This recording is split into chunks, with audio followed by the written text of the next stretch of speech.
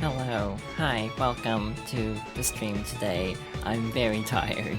I had a blood draw today because HRT got my prescription got upped, so I had to do a blood test to make sure everything's okay. That means I also got out of bed earlier than usual. I'm also very tired. I have less blood than I normally would on this day. So yeah, I'm not exactly all here. So I had a lot of plans. I stayed up way too late looking into lore for something I want to do, and then decided I need more prep time for this. So we're not doing my plan. Besides, it's not relevant until probably next week anyway. Tokyo Game Show's coming up soon, so I'm kind of waiting to see what gets announced there before committing to anything. Also, we're late because I took way too long trying to find a promo channel in a server I'm in to post my stream link, because I'm very good at this, clearly. And I make only the best life choices, clearly. But yes, I am very, very tired. So we'll see how this goes. This could go really well, or it could go really poorly. Time will tell which it is. Hello Esper, welcome to the stream. Yeah, we should get started soon because I'm starting an hour late from where I wanted to be anyway. But I guess, my reasoning is it's the shadow, according to Sonic.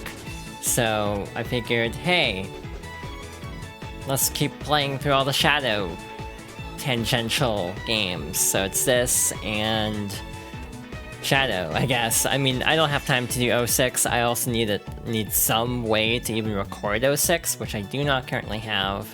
So, yeah, unfortunately 06 is not in the cards right now. Someday, I would hopefully like to do a playthrough. Why am I on this screen still? I can move over here, because it's like, I am all set up in that regard. I'm not that dysfunctional at the moment, only partially dysfunctional.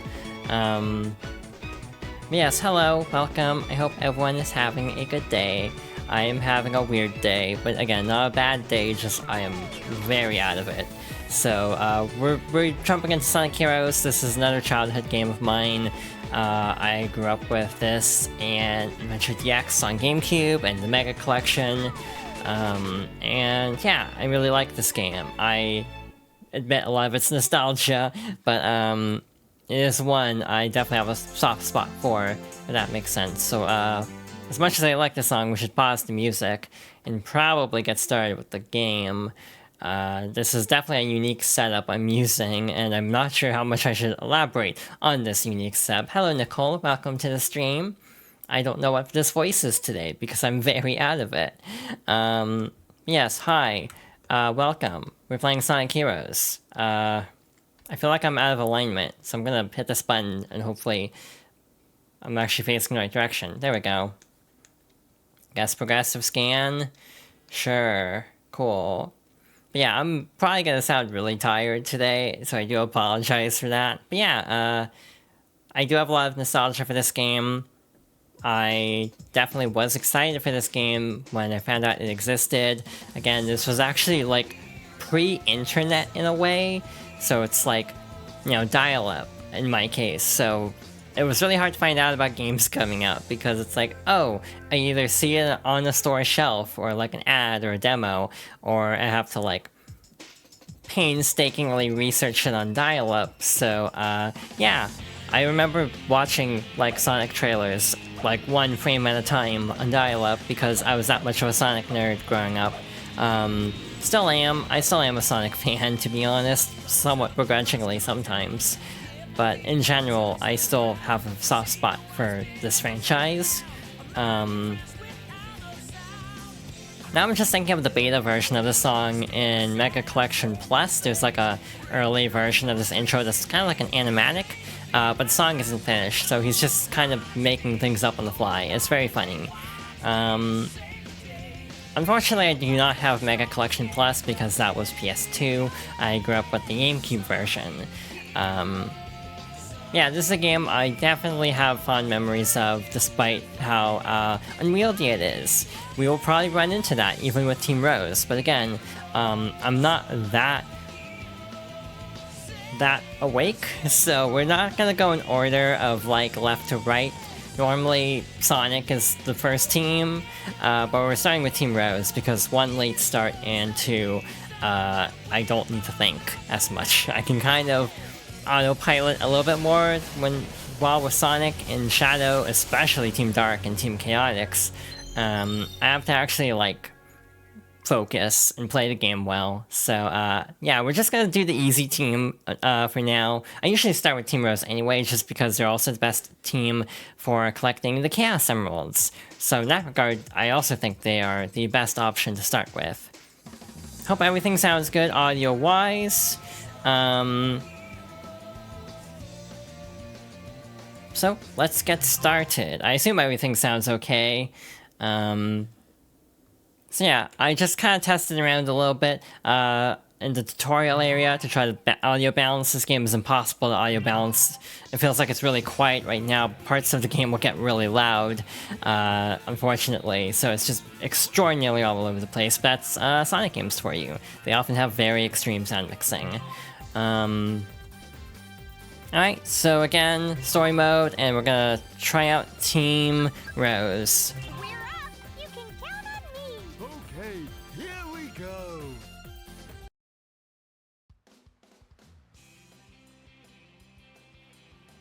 I wonder where Sonic is.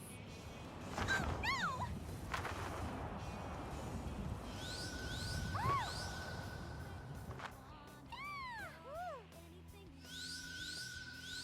Amy, please be more careful with our only clue. You're right, I'm sorry.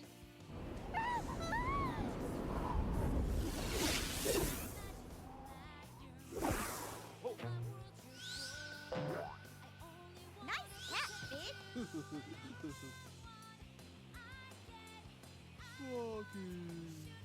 Chocolate.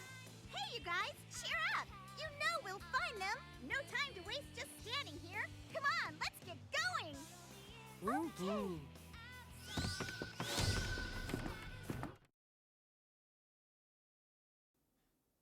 I can never tell if you're supposed to start with Team Rose or not, because they're the only team where you actually have to go through the tutorial in a mandatory fashion. So Oma Chow will tell us about how the game works. I will probably talk over Oma Chow because I have been playing this game for, let's see, 20 years now? Probably almost exactly 20 years. I think it was 2003 for DX, so it probably would be 2004 for this. So yeah, I don't think I need the tutorial. We could skip through this, but might as well just kind of chill for a bit. This is going to be a very low-key stream, again, for those who missed my initial comments at the start. I had blood drawn today, so I am very, very out of it. I'm kind of exhausted. I should probably not be streaming today, if I am going to be honest. But I am definitely trying to stay on schedule, which is Monday and Wednesday for sure. Friday's kind of up in the air. And I don't want to break my schedule a week in streaming, so I want to at least attempt to keep this schedule up relatively consistently. Actually, I had another plan for today. I was actually thinking about starting Shadow the Hedgehog, but then was like, you know what, Metal Overlord is in Sonic and Shadow Generations, so we should probably play Heroes too. And I kind of did the math, and I think there is enough time to actually play both before before I can play the game, because I'm probably not getting the game at launch, to be blunt. Mostly just because Sonic games go on sale really fast nowadays. Like, usually, if a game comes out in October, you can already get it for Black Friday for like $10 off, so I'll probably pick up Generations then. It's like, I've owned every version of Generations at one point in my life or another, so I almost feel like it feels weird buying the game for a fourth time, but I am very curious about Shadow Generations, I think is what it's officially called. I was gonna say Episode Shadow, but that's the wrong game. And yeah, when we go through Shadow, we're only gonna do like a couple routes because of my sanity. I don't really want to go through all 10 because that means replaying a bunch of stages over and over, so we're just gonna go through half of them. I did half off screen, and we can do half later, so we will be good to go in that regard. So anyway, hi, welcome. As we go through the tutorial, once again, I hope everyone is having an alright day. My day is okay. I also took a walk, which was a mistake after losing blood, probably, but I am prone to not making wise decisions in life, like streaming right now, instead of resting and hydrating. So yeah, I am trying to think of anything else to say, really. I don't have a lot going on IRL at the moment. I was actually thinking about doing the blood trot tomorrow, but to be honest, I had like a weird nightmare about it, so I decided, you know what, I should do it now if it's possible, just to get it over with, because clearly the anxiety is affecting my ability to sleep, which is not great. Alright, so this move's weird. I never liked the Rocket Excel, I just wish I could spin dash, to be honest. Though it's not really mandatory for, like, most things. I think only Sonic and Shadow, or Sonic and Dark, need the Rocket Excel for, like, a mandatory thing. Most things are optional. I do like the different flares of each character combo. So, for example, with Big the Cat, he uses his tail to propel you forward. So again, I feel like Sonic Heroes is a weird game.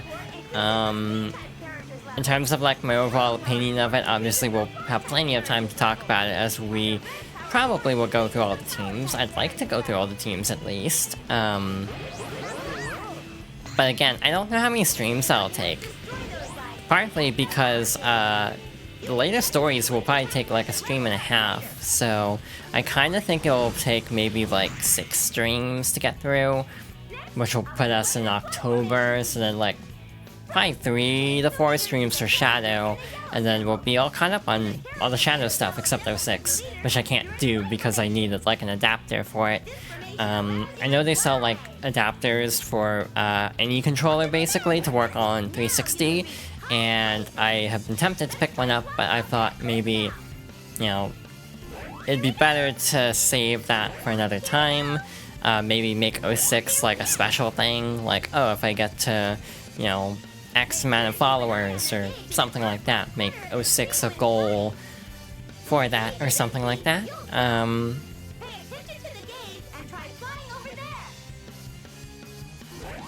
But my biggest issue with 06 is just, I hope my 360 doesn't die. It's 10 years old, minimum. No, wait, is that even true? No, it's more like 15 years old now. So yeah, I hope my 360 survives playing through 06, because it's actually really hard to get 06, or to get 360 games nowadays, because they're kind of rare, and there are still games that are exclusive to them. So now that the the 360 store is down, it kind of feels like things are starting to shoot back up in price again, which kind of sucks, to be honest. I miss when, you know, things are semi-reasonable, which is like extremely relative, to be honest. Because the gaming industry hasn't been particularly reasonable in a long time, if I'm being totally honest. Things have been price gouged so much in the last 4 years. It really got bad during COVID times. Like, pandemic lockdown, people started, like, collecting games, you know, trying out old systems and things of that nature. So yeah, in general, I kind of feel like the market is sort of calming down in some regards, but not others. For example, PS2 is still kind of messed up, I'd say, for some games. Not all, but a couple of games are like, wow, this is really expensive still. And GameCube is obviously still a nightmare to try to collect for.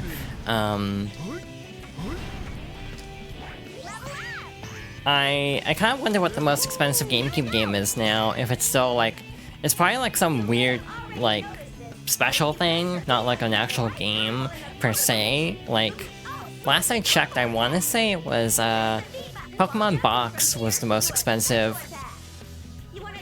which makes a lot of sense because it was like a special thing, like a pre-order thing or something. I actually don't remember. I've never owned it, obviously, because it's like several $100s if you want to actually own that. And it's like, I'm pretty sure you can get a Jirachi from it, but other than that, I don't think there's like a real reason to own that. And like, I almost feel like they give away so many Pokemon anyway. At least I have like at least one Jirachi, but I feel like it doesn't have much appeal. So it's almost just like a collector's item.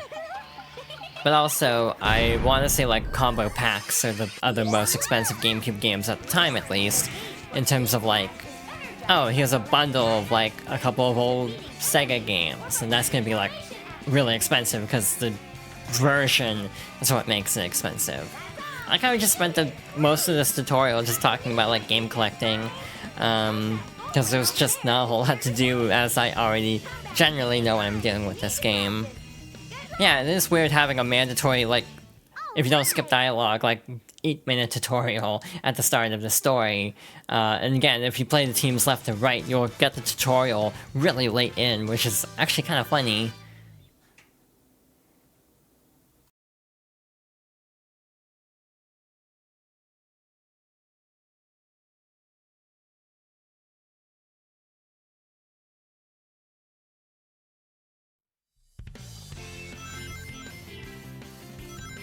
Huh, that's interesting. I actually forgot that there wasn't any dialogue at the start of the story.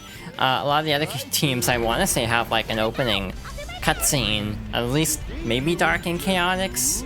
I mean, yeah, some of the teams have special moves. Amy has one that's like never actually talked about ever in the game, which is if you actually hold A, you actually can do a little hammer spin like that to gain a little extra air. So in general, Team Rose has a lot more functionality to make them a little bit more beginner-friendly. Some extra little tricks to make them, to give some extra options for mobility and things of that nature, which is nice. Personally, I actually think Team Rose is my favorite way to play this game because it's actually fairly concise. If the 8-minute tutorial wasn't any indication, I feel like Sonic Heroes can be a very, like, I don't know what the word is. It can be a very, like, stages can be really long and can take a while, more so than other Sonic games. Like, these are probably some of the longest Sonic stages outside of, like, the Arc in Shadow, if you're trying to go for the hero mission, which is also part of the reason why I decided not to stream that today. Though I actually don't know for Shadow which direction I'd go for the story. Like, there are 5 main paths basically left to do, and I don't know which order I do them in. Like, do I go neutral and fan out, or do I go like top to bottom, which would be dark first? So yeah, I'm still kind of working things out, or maybe have chat vote if that is an option. But again, we ultimately do need to get through all the endings if I want to show off the final story, so to some extent I have to make decisions to actually get us to the right path. But maybe like for our first playthrough, we can potentially have like chat vote on which mission type we do or something like that. I know that's not a new idea, it definitely has been done by other streamers, but it's something I've considered. That's not the move I wanted to do, thank you, Amy. So yeah, Seaside Hill, there's not much to say about this. This is just a very standard starting level. It's kind of weird to actually think about this. Hi AC, thank you for the head pats. It's actually really... Wow, we're done already. I know Team Rose stages are short, but I kind of forgot they were this short, to be honest. I genuinely am taken off guard by the fact that we've already reached the end of this stage. Yeah, I hope everyone is doing well. Again, interesting day for me, but me being like a stickler for tradition and scheduling, we're just gonna skip that. That's gonna tally forever otherwise. We're like awesome. So yeah, then I guess moving on to Ocean Gate. I don't think there's a cutscene after this one, so I can probably just keep talking. Though I should probably rest my voice and like take a sip of tea or something. Again, blood loss and everything.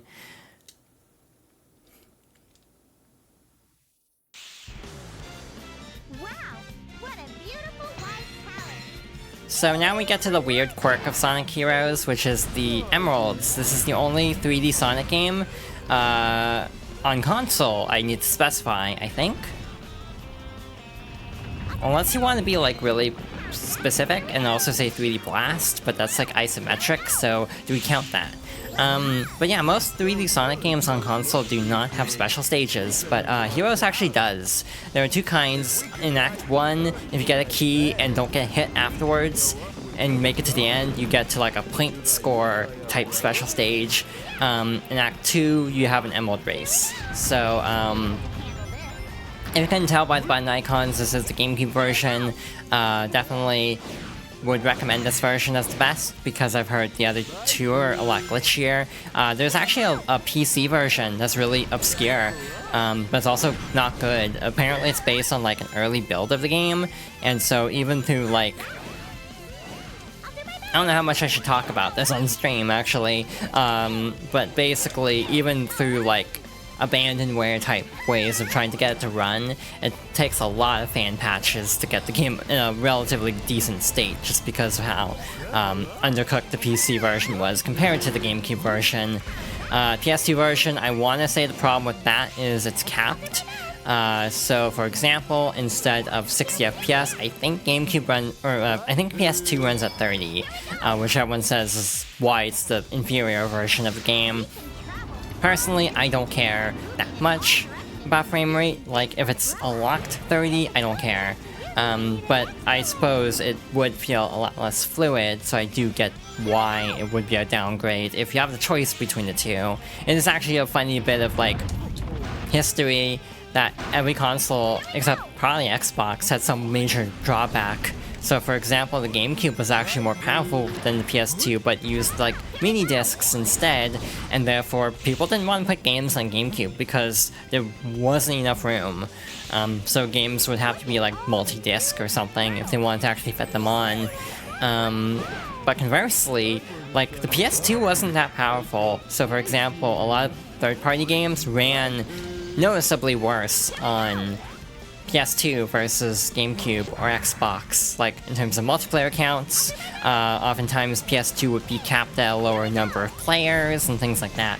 So it is very interesting how much nowadays, like PlayStation especially, tends to chase power. Well, obviously this is kind of a unique scenario with the PS5 Pro, but also I'm very, very curious to see how that actually sells. But yeah, I actually kind of like Team Rose's story the best, because these are very like concise stages that take you through all the set pieces that you would see with Sonic and Shadow, but kind of like a highlight reel of all the cool set pieces in the level, rather than like the full 5-minute experience that you'd go through with like Team Sonic or Team Dark. Or maybe I just like playing as the girl team, and I've always liked that even before coming out. Who knows? It is true I almost always gravitated to female characters even before coming out. Never thought anything of it.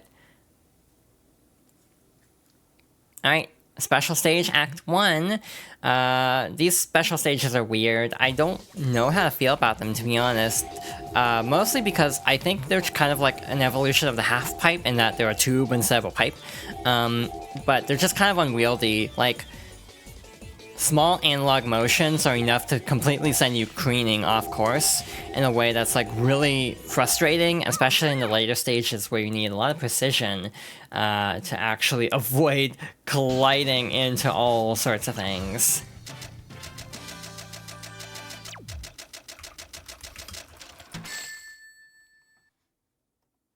Alright, so we actually got a ton of extra lives from that, so that's cool. Not necessary at the moment.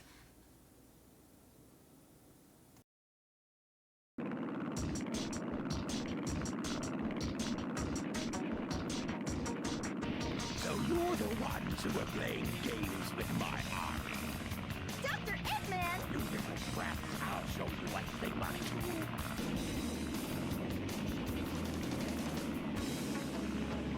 Eggman, are you up to no good? Alright, so we have our first boss. In this game, every act has, or every like set of 2 levels, every zone, I suppose, if you're using classic Sonic terminology, has a dedicated boss. Very classic Sonic in that regard. But this is actually really easy as Team Rose. All we have to do is this for the entire boss. The other teams have to work a lot harder, but Team Rose, well actually Chaotix can do the strategy too, but for Team Rose, fittingly enough, this is very easy. I'm actually pretty sure some of the bosses also have more health for Team, like Team Dark for example, than Team Rose, which would make a lot of sense. There's also a glitch where if you press, in this version, X and B at the same time to switch from Fly to any of the other two, or X and Y, or B and Y work too. But basically, you can actually infinitely charge the Team Blast gauge, and we'll be using that probably in a bit to try to get through a fight a little bit faster than we would otherwise. You can actually cheese the final boss this way too, which is really nice. This isn't the end! What, that takes care of the first zone? That took no time at all. Again, this is why I prefer this story, because it gets to the point a little bit more than the others that tend to be extraordinarily, like, almost draining in how long some of the Team Dark stages are. Huge birdie. They're expected to do that fight really fast, apparently, because I'm not sure how much faster it could have gone unless, like, homing attacks landed better. Alright, zone 2.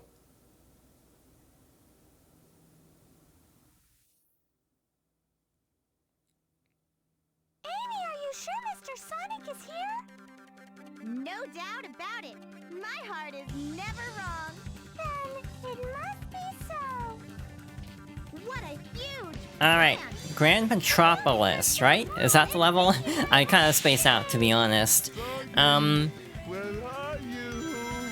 So, I actually don't understand the continuity of Sonic Heroes, to be honest. Like, we literally went from Seaside Hill to this, and it's like, I kind of feel like it has classic Sonic undertones, but they don't have the connective tissue that actual classic Sonic games tended to do later on. What I mean by that is, there's nothing to actually, like, transition you from one zone to the other. It's like, suddenly we're in this big city. Do not ask questions of how we got here, because there are no answers. So I kind of wish there was more of, like, a scene at least showing how the teams get here, but I don't know, maybe it's harder to do in a 3D game versus, like, a classic game.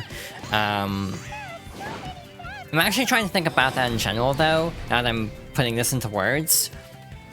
I wonder how many Sonic games actually do that, like, have direct connecting lines through stages in the 3D games. Most have, like, hubs connecting them, so it's not really that big of a deal. Obviously, Frontiers is the one that springs to mind, but that game has an explanation through cyberspace. But yeah, this game is just kind of a hodgepodge of levels. That's not a bad thing, per se. But it does mean you have a lot of variety of levels, but again, not necessarily a lot of reasons of how you're getting from point A to point B, if that makes sense. I almost feel like that's getting a little bit pedantic though, actually. It's really not a big deal. Alrighty then, so I actually also don't know if we'll finish the story in one stream or not. I would like to. My estimate is it'll take about an hour and a half. But also, like, the tutorial took a while, and I'm also not, like, an expert of the game, so obviously I'm kind of taking my time. I'm not, like, rushing through, I'm not speedrunning or anything. So, because of that, I don't know how long it'll be. I also don't know when we'll continue this, to be honest. I kind of had another plan for Wednesday, to be honest. But I also realized that plan for Wednesday might be complicated, because I'll have to constantly be adjusting audio levels back and forth, so maybe we should do something different. But yeah, I kind of feel like I'm just sticking to a couple of core franchises with all my plans at the moment. Like, you know, sticking with a lot of Sonic games just because these are what I'm familiar with. It's like Splatoon, because I'm in a Splatoon kind of mood, because of the Grand Festival. But yeah, like the other game I was considering today was just a playthrough of Splatoon 1 again. The reason I kind of rethought that, at least for today, is it usually takes me about 2 hours to get through. So I wasn't sure how much time I'd have given I started late. So because I started later than I usually would want to, I figured we should do a little bit of a shorter game for this. I almost feel like Grand Metropolis is a stage that's really cool that no one ever talks about. Like, I almost never hear people talk about the stage. And it's a shame because I almost feel like for like generations, this would have been a good stage for both classic and modern. And truth be told, I think I'd prefer this over what we got. I don't know if it's an unpopular opinion or not, but I actually think Emerald Coast for Sonic Adventure makes more sense, in which case I would have put Grand Metropolis for Sonic Heroes. Sonic Generations is such a fascinating game from the perspective of which levels they choose which game. Every time they merge Sonic 2 and 3, or Sonic 3 and 4, what am I saying? Sonic 3 and Knuckles, and it actually bothers me because I really wish we could get a Sonic and Knuckles stage in any, like, throwback game other than Mania. Like, in Generations, like, there wasn't any... Or was it Sonic 3? Yeah, Sonic 3 that gets shortchanged. Like, there's nothing from Sonic 3 in either 3DS or HD Generations, which is really weird. Alright, so far so good. Again, another breezy stage, but still 4 minutes. That's a bit on the long side for a Sonic game, I'd say. I guess that is a fairly well-debated thing of like, okay, what's a good stage length for a Sonic game? Because, in my opinion, I feel like 2 to 5 minutes is like the sweet spot. 1 minute feels too short, that's Forces level. So again, as a frame of reference, it's like, yeah, they did actually try that, it was Sonic Forces. And then I feel like, once you get past 5 minutes, it's doable, but it does run a risk of overstaying its welcome. Like, we'll get to some stages in this game, but others include Unleashed, where some of the daytime stages even take like 6-7 minutes and feel a little bit long at times. But again, it's not a big deal. As a Sonic fan, I just kind of enjoy playing most of the games. I feel like it's actually interesting trying to parse through feelings on Sonic games like this, because I feel like this playthrough, this like stream, if I keep streaming this game beyond Team Rose, it's gonna be really okay for Team Rose, but I'm sure I'm going to have more complaints as it goes on, partly because Team Rose isn't very demanding, which again is why I started with this team, but it's also because more of the problems of the game become evident the farther in you go, basically. I don't know if that makes sense, but like, it's like, it's not as glaring of an issue early on when it's like the easy part, but once you get to more nuanced gameplay, then the cracks start to show a little bit more. So I'll be curious to see how I end up feeling. Last time I played Heroes, I generally had a good time, but that was actually years ago, so it's partly just an excuse to play a bunch of Sonic games again, and I'll be doing the same for a couple of other franchises before too long, I'm pretty sure. Again, something I've been planning for a bit is going through multiple Guilty Gear games before Season 4 drops, because a character who I'll probably try to main is being added first in Season 4, which they said October for, but like TGS, or Tokyo Game Show, is like literally in a week or so, like week and a half. So my theory is we'll get a date there, and if we get a date, it might be early October, but you know, arcade games, they're not very long, so if we only go through the games with this character, that'd be like 3 versions of one game, 2 versions of another, and then 1 version of a third. So that's like only, like, essentially 3 games to go through. So that's doable. I've also been, like, forgetting the key a lot, so I should probably pay attention and, like, actually pick up the key. So we don't have to worry about getting the emeralds with, like, Chaotix or some odd team where it's really hard to hold onto the key very long because the enemies actually get tougher. So yeah, definitely need to actually think about that. Again, the one risk of going as autopilot as I am is potentially forgetting things. Again, especially because that was the end of the stage, but luckily with Team Rose, I do feel like they give you keys a lot, because they don't want... This is the easy team. They want you to be able to get through this relatively easy.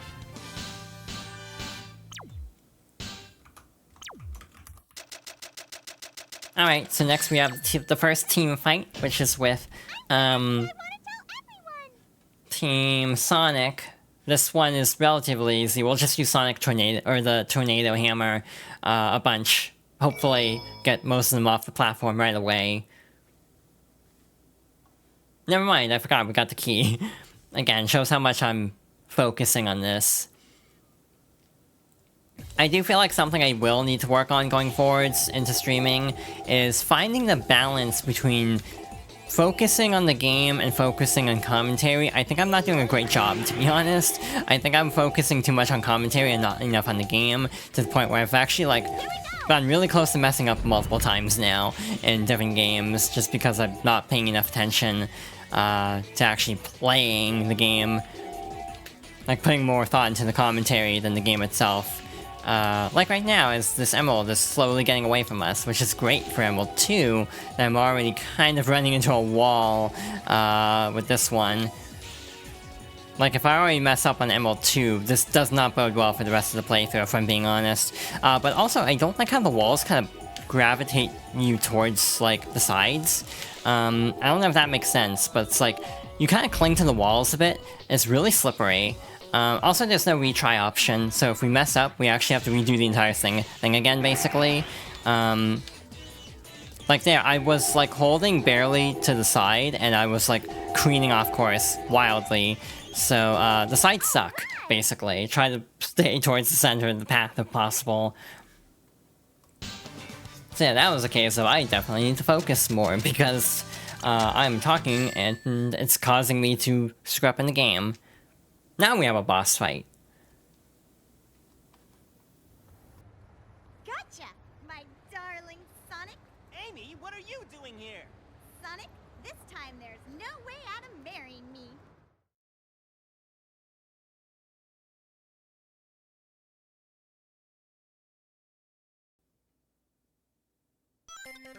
Amy, knock it off! There's no time to play. So yeah, we'll use Tornado Hammer to try to knock them off the platform as quickly as possible. Basically, the goal of team fights is to knock them off the platform. Might as well grab the capsules so we can get a little bit more damage and potentially... I don't know if that actually affects the Tornado move, now that I'm thinking about it. But might as well. It's one-on-one now, it's Amy versus Knuckles. So yeah, we're just trying to line up the Tornado Hammer to get Knuckles off the platform like so. Never mind, he's stuck on a box. And then we actually have to aim more, like, away, which is easier said than done sometimes. That was probably a B rank. This is, like, supposed to be done really fast, like, you know, a 20-second A rank time. It's kind of ridiculous, actually, how fast they expect you to get through this fight. Let's go on our honeymoon!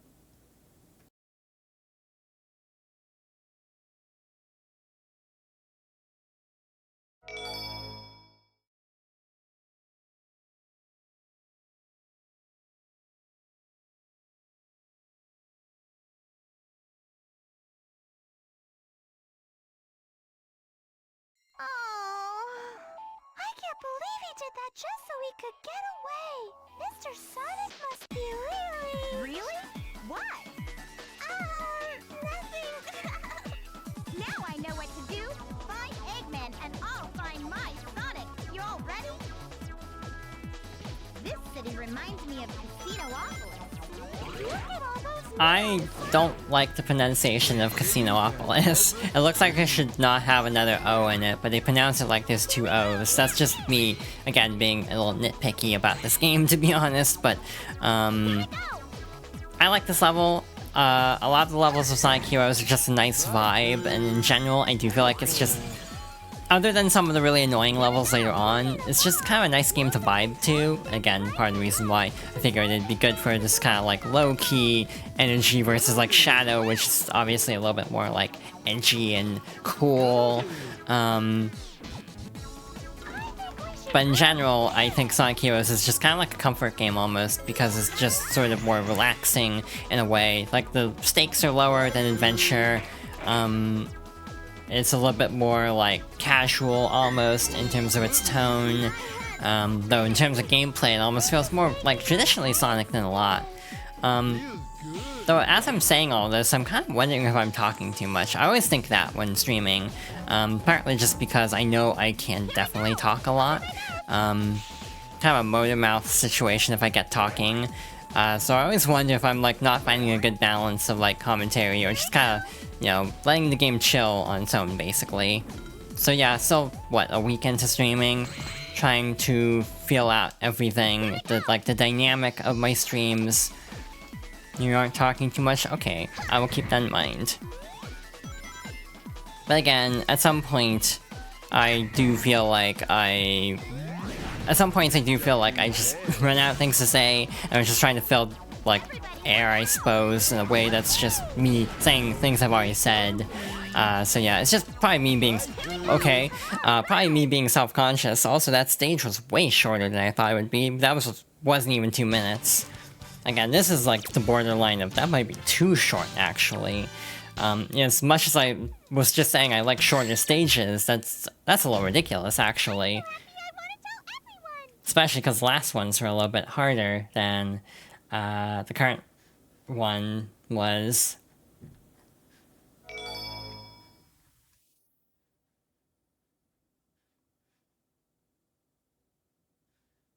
Alright, so Bingo Highway, again, a very arduous stage, potentially, depending on which team you're playing, but for Team Rose, it should be a nice breezy time. Hi, I'm trying to do math in my head, while also playing Sonic. We are not halfway through, but actually we're almost halfway through, because based on math, if there are 4 Chaos or 7 Chaos Emeralds, and we're at number 3, then that means Rail Canyon is stage 7. So yeah, we are actually almost halfway through the game with Team Rose. It will not go this quickly for the other teams, I guarantee it, because again, the stages themselves are just a lot longer and tougher as you go along. Like this enemy here for Team Dark is armored, so you actually have to knock it out of the air and then use like Omega. I had to stop and think. You have to use Omega to try to actually break the robot. So again, the team dynamic is really fascinating. Part of me almost wonders how well Sonic Heroes would work in like a full multiplayer setting, and then I remembered someone actually was trying to mod that in like multiplayer Sonic Heroes. I don't remember it working very well, but also that was like 4 or 5 hacking contests ago. By the way, the Sonic hacking contest is in like 2 weeks or something. It's like absurdly close. It's early, because I'm used to it being like closer to Thanksgiving. Makes sense to get away from the holiday period, but it's just so early. It doesn't feel like it should be Sonic Hacking Contest season already. But I'm always looking forward to that. Always cool to see what people are coming up with in the hacking contest. I didn't play as much from Sage as I had wanted to, partly because data caps. I had the realization I probably shouldn't be using as much data on other things if I'm using a lot of data on just streaming, if that makes sense. It's like, you know, not gonna like download a Call of Duty, not that I really own that many, to be honest. I don't own any. The only one I have is like PlayStation Plus, which is not even active at the moment because it's like so much more expensive now. And I can't justify it because like the only online game I was playing on PlayStation was Strive, and now that I have the PC version, which is still cheaper than a month, well, on sale is cheaper than a month of PS Plus. I'm just playing the PC version of that. Strive is another game I kind of want to stream someday, but I'm not sure if my PC can handle that. Like streaming and playing a game like Strive at the same time, but again, if I want to stream the next season, I probably should do a test beforehand. But yeah, maybe like do a private lobby or at least try to get up the ranks. Because I'm on like floor 7 or something, and barely moved in a long time. Like sometimes I'll switch floors down, not usually past like floor 7 in terms of going upwards through the tower. There's also a survey going on right now. Again, I I keep talking about Guilty Gear because that's kind of my current hyperfixation. I don't know why either, because it's like a weird series that a bunch of people recommended to me back in the day, like when Accent Core was out, but it didn't really click with me at the time. It didn't really work until... Actually, it was right about the time Strive came out that I got back into it, because I was really impressed by like the art style and everything. It wasn't even because of Brisket this time, actually, because Brisket wasn't even in the game when I jumped in. Yeah, now that Bridget and Elfelt, wow, I can't speak because I just want to say Brisket and Asphalt. Now that Bridget and Elfelt are in the game, I finally have, like, sort of mains, and also with Dizzy. I'm hoping to try to learn how to play Dizzy. Again, one thing I would love to do is try to learn Dizzy in, like, every game.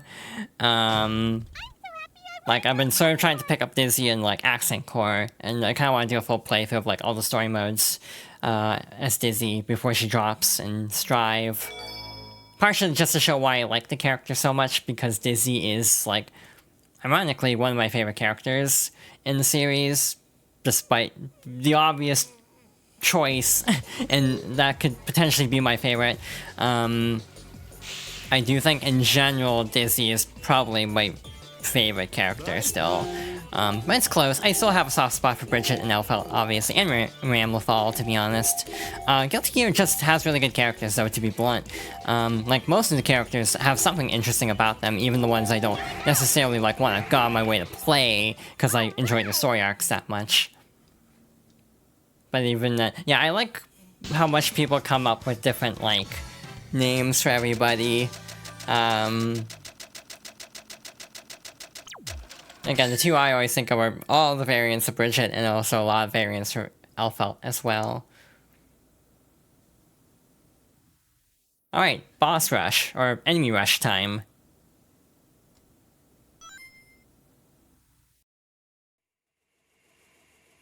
You guys again? Dr. Eggman! Him again. Past your bedtime, kiddies. Now to tuck you in. Get them. Alright, so a cool glitch you can do is you can actually, in fly formation, press B and then switch to do that. And you can actually infinitely charge this. So we can actually build up a Team Blast really fast. Team Rose's Team Blast is one of the best because it automatically levels up every character on the team by 1 pip. So every character's level 1 now, giving us an automatic edge in this fight. Basically, different enemies have different weaknesses, but you can actually bypass weaknesses as characters level up. So for example, the green tortoise enemies, you can actually damage with a level 3 speed character. And I think Fly Formation might be able to do some things as well of a similar nature, but I actually don't remember the specifics of that. But again, if you can actually level up characters quickly, obviously you'll have a much easier time in an enemy gauntlet. So again, we will probably be using the Team Blast glitch, as it's called, quite a bit throughout this playthrough, just to speed things up. Again, it even works during the final boss. If you're supersonic, you can basically just keep infinitely charging it, because Metal Sonic, well, spoilers, I guess, Metal Overlord is only vulnerable to Team Blast, so you can get through the fight in, like, no time, which is great if you're trying to, like, A-rank. To be honest, I don't even know what the last phase is here, so I'm just kind of winging it. When we get to the end of the fight, we're at the end of the fight, but I actually don't know specifics. I'm just gonna Team Blast now, get it out of the way. Don't have any idea if this is the last wave or not, but that was a lot of enemies I didn't want to deal with, so we're done. Don't get too excited, boys. Those were the easy ones. Well, that was easy. Also, I like how they just leave that line the same, even with the teams that are primarily not male characters. Can't believe Eggman is misgendering. There sure were lots of them.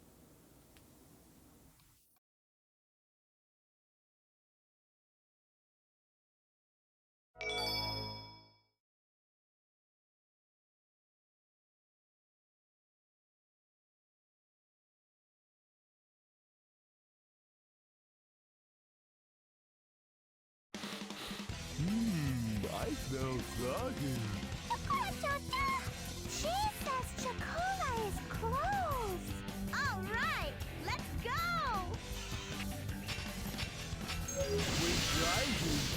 You know, I actually forgot until this very moment that the cat is voiced by Duke Nukem in this game. I don't know why I forgot, or how I forgot.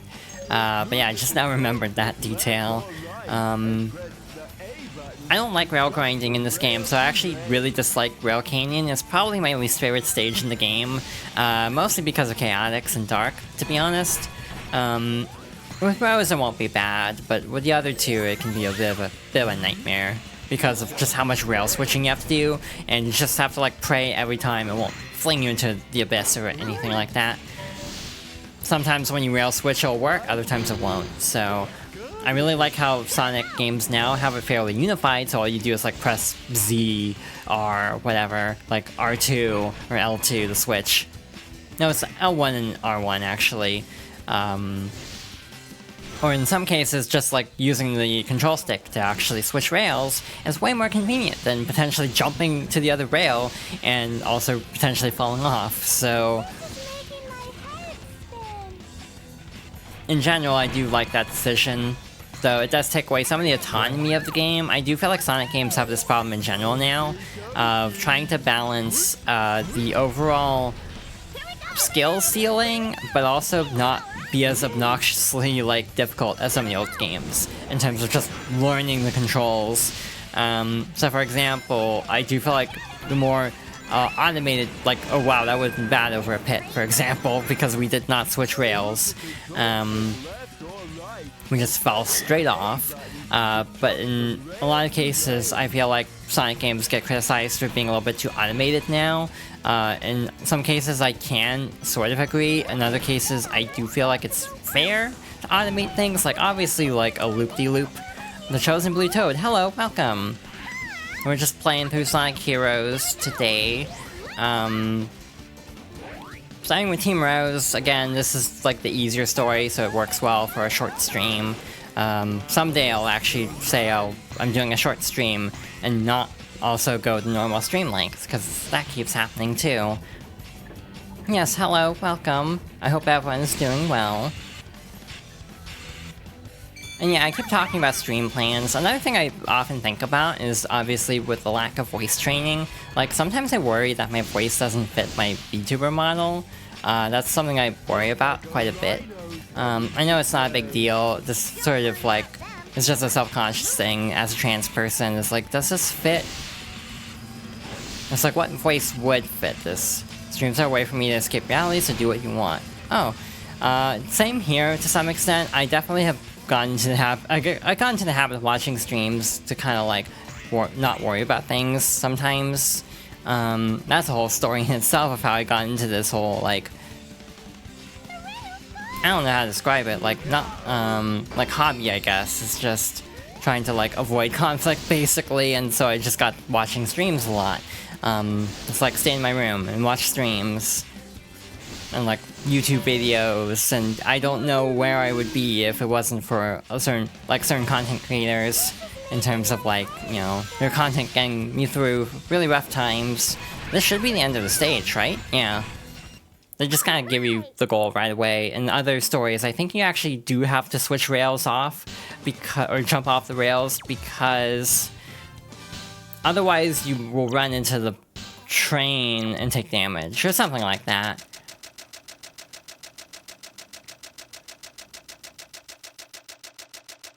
Allows me to be a chosen toad and not get heavily judged. Yeah, like for me, I know part of the reason I wanted to be a VTuber in the first place was, you know, as a trans person, it's just a little bit easier to like, I don't know, like, how do I want to put this? Like, represent myself in a specific way compared to just like, you know, in just pure voice like some streamers do, or like on camera, which I would definitely not feel brave enough to be on camera. As much as people have told me very nice things about my appearance, I definitely prefer being a VTuber, if I'm going to be honest. Because I definitely have a lot of anxiety about my appearance, and that's not just like Yeah, dysphoria, I mean, to some extent, I wonder how much of it was all along. Like, there's a lot of moments where I'm like, I was really self-conscious about my appearance, and I actually wonder if it was a dysphoria thing. I just didn't know it at the time. So yeah, it's very interesting, actually, the reasons people want to be, like, VTubers, or, like, represent themselves a certain way. And again, in my case, it's a lot of gender. I feel like in my, week of streaming, I've talked less about gender than I expected to, and I'm actually kind of surprised. I almost thought I would bring it up a lot more than I did, but I almost feel like it hasn't really been, like, relevant, and it's been kind of nice that it doesn't really, like... I don't know how to put this, actually. I guess, you know... It feels kind of nice that it doesn't feel like much has been affected by me being trans, if that makes sense, or maybe like me not, doing all the voice training and everything, being kind of like very chill about things. Just kind of like, it's very low-key in a way that is nice. I was kind of afraid of like, oh, what if people will be like bothered by my voice not matching the model and things like that. But so far everyone's been really sweet, and that's been very, very reassuring, to be honest. Oh yeah, that was the other thing. At the appointment I had today, everyone used my chosen name, so that was really nice. The previous time I had blood drawn, I did get that named, unfortunately. So, yeah, that was a lot better this time. In general, though, I do want to talk about it at some point. I'm sure there will be opportunities to talk about, like, my gender journey. Because it is inherently tied to games, as a lot of games help me directly or indirectly.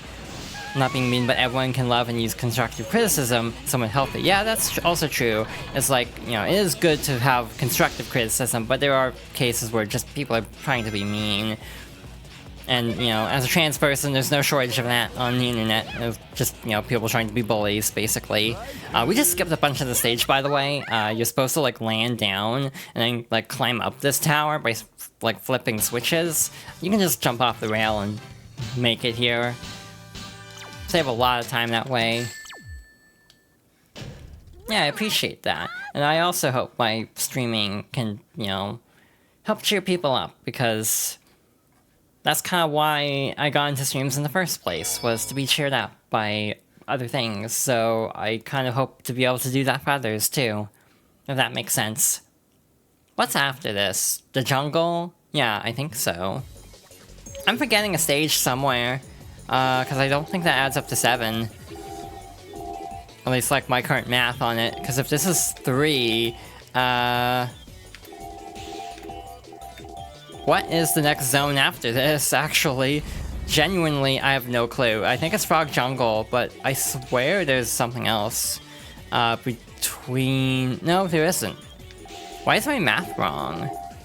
I'm really confused, actually, about, like, why the numbers aren't adding up in terms of like how many stages we have left. Cause yeah, we are at the halfway point roughly. Wow, that was easy. Yeah, Frog Forest is next, and then I want to say it's the haunted area, but I could have sworn we should have more emeralds by now, or like the emeralds aren't gonna add up to 7. But maybe I'm just very tired.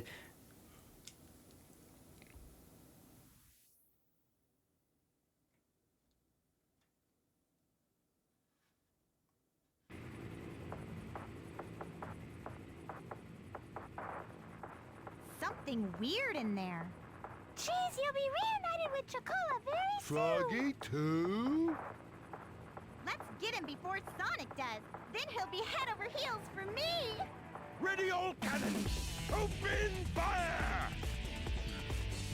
This is it. Ready? You ever think about how, like, regressive character arcs can be in Sonic sometimes? Where it's like, Amy's whole plot in, Adventure... Hello Kirby, welcome to the stream. Yeah, Amy's whole arc in Sonic Adventure 1 was to be independent. So, like, now she's just gone back to fawning over Sonic again. So it's just a problem I have with Sonic at times, where character portrayals tend to oscillate rapidly between like an arc and then, you know, immediately going back on that arc in the next game. It's a big problem I have with the series. That was a mistake, potentially. Usually the game is good about putting you on a platform so you don't just plummet to your death, but I don't trust Sonic games sometimes, so I would rather not do that if I don't have to. Yeah, it's a little... This is the peak of it, I'd say. I almost feel like in other games it's at least not played straight, like in 06 it is played more just as like a bit, which can still run its course very quickly. But also in Riders, it's played up as a bit more, but even then, it's like... I don't know how to describe it. It almost feels like mean-spirited towards Amy in a way. But again, it's just a criticism I have that Amy is, kind of just a character who's constantly having a growth arc, and then immediately they undo it in the next game, which can get old after a while. Alright, so far so good. We haven't died yet, which is so far so good in this case for me, because the stage does tend to give me a lot of problems. That's probably a B rank though. Alright! Sonic X, I have nostalgia for Sonic X, but I definitely recognize it makes some, shall we say, choices that I do not agree with. But actually, again, I have a soft spot for it. I'm amazed that's an A rank.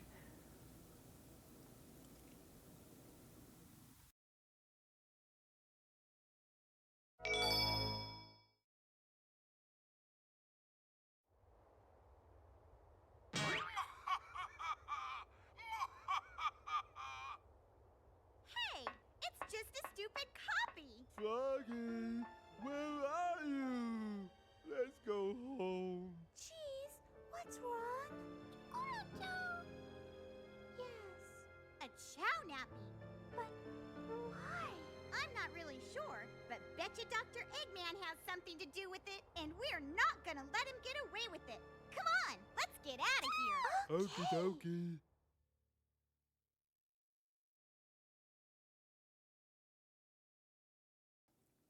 I mean, I spent a lot of the stream talking about Guilty Gear earlier, so it's fine to think about Cult of the Lamb, I suppose. I've never played it. I've heard good things, though. I heard the Switch version was bad, though, so I never picked it up initially. I don't know if they ever fixed the Switch version, though, because I tend to prefer Switch games for indies, just for the sake of, like... Portability is good if I need it, which is almost never, but it's still good to have in an emergency. But also because I don't really like playing games on PC, because it's like, oh, if you need another monitor, it's just kind of a pain to like switch windows and stuff, compared to like just having a TV with the game running on it, or just having the Switch running a game. What's another example of that? Like, I feel like a lot of games tend to be a little bit tricky to run on PC from the perspective of, like, you know, exclusive full screen and stuff like that, and trying to, like, juggle all the, like, technology of it, especially if you're, like, trying to do multiple things at once. I am a chronic multitasker, to be honest. I always have, like, a stream open on the side. I'm always, like, I often have a game going also. Like, and then I'm checking Discord a bunch, and like, even like during cutscenes, I'm checking Discord to see what's happening, because I've seen these cutscenes, you know, 50 times already. Now I'm actually trying to remember what my wall was on this game. Obviously Team Rose would have been the first story I finished, but in that time, I tended to get stuck on like one key part of a game, and then just move on to a different story and hope I don't get stuck again. The worst example of that is obviously Sonic Adventure, where I got stuck on Aquatic Mine, I'm pretty sure, and then I jumped ship to the Dark Story, and then got stuck at Security Hall. I'm sensing a pattern here. So I took it took a long time for me to actually finish Sonic Adventure 2. The other big example of that is, like, spoilery, actually, which is weird to say, but that was near door. I, for the longest time, got stuck on the final boss of that game. And I did this thing as a kid where I loved Thousand Year Door so much that when I got stuck on that boss, what I did was, instead of, you know, level grinding or anything like that, I just restarted the game and played through the entire thing again up to that boss, would try it, lose, or in some cases I wouldn't even try the boss, I would just immediately restart, even without even trying the fight.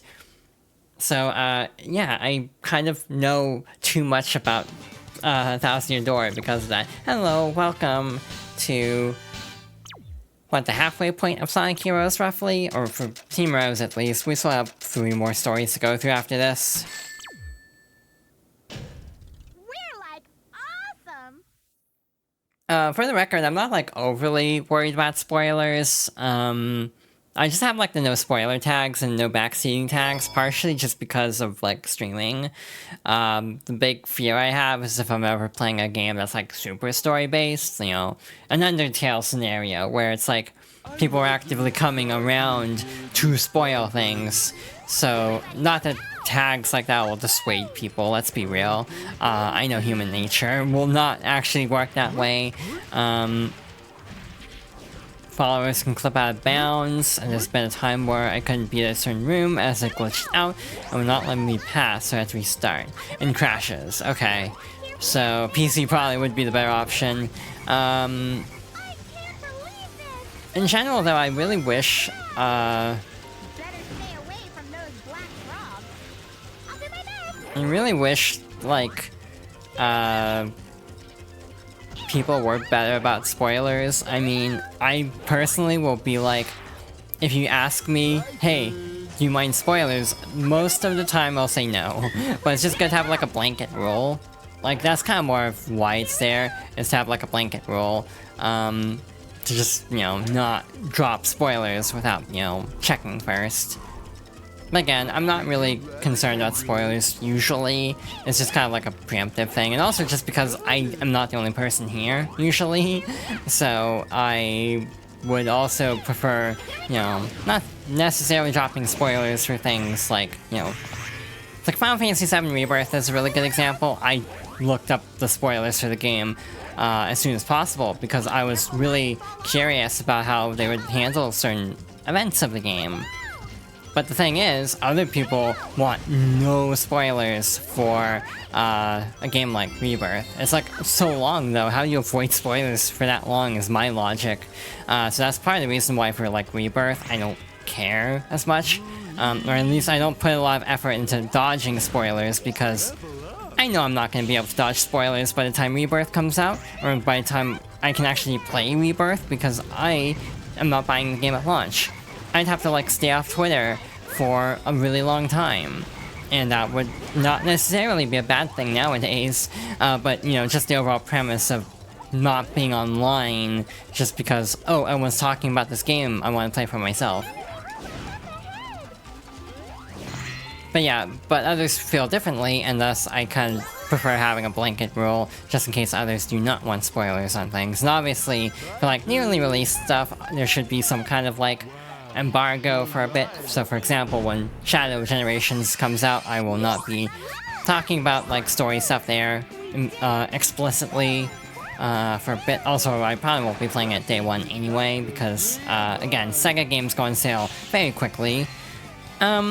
But also, like, the Sonic movie. Obviously, I like Sonic, but I'm not going to be talking about the movie, like, on social media until it's been out for a bit, and people have actual time to see it. So, another special stage. I'm also typing.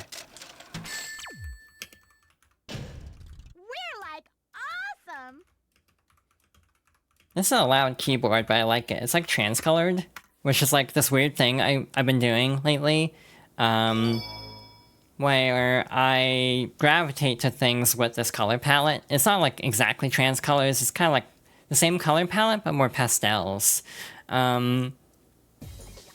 but it's a pattern I've noticed that I inherently like the colors blue and pink anyway, and it feels nice to just be able to like openly like pink, I guess, since coming out, if that makes sense. Not that anyone was stopping me before, to be fair, but you know, I always felt a little bit self-conscious about it.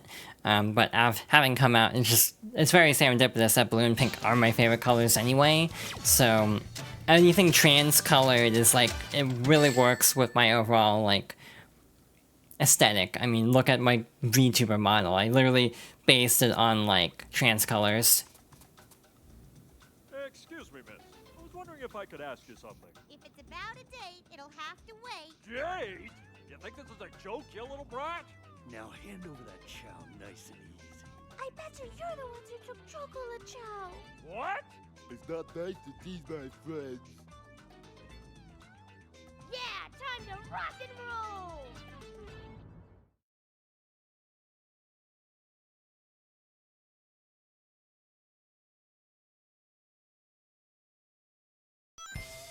There's gotta be a major misunderstanding here, but we can't back down now. Here we go!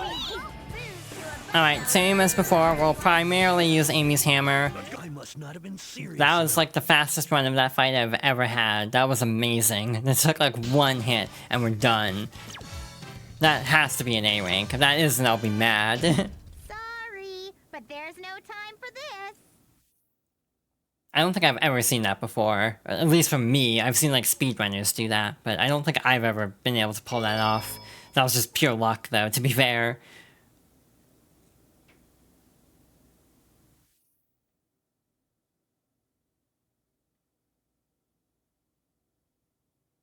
I think we're lost. This place is creepy. Come on, you guys. Don't you want to find Chocola and Froggy? We can do this. I've got to get tough for all of us.